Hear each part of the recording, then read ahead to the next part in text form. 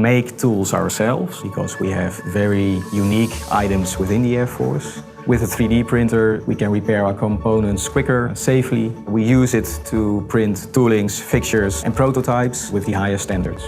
Within the Air Force, there are 7,000 people who work there. About 200 to 300 people actually fly. The rest of the people are facilitating those guys.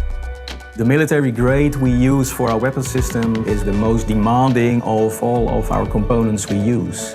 If those items break down, we just can't hire someone to fix that. We have to do that ourselves.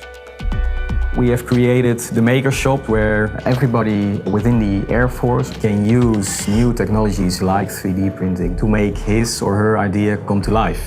The majority of people are people who aren't in a technical function. It's very accessible. They only need 3 hours to really get to know the software and the hardware. And the step that automatically happens after that is that they start looking at their own environment where they work and start searching for solutions for issues they have in their workplace.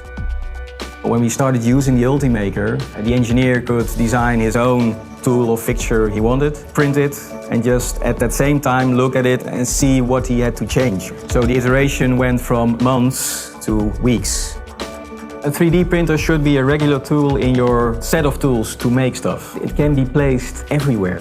It isn't strange anymore to have a 3D printer sitting next to your workstation.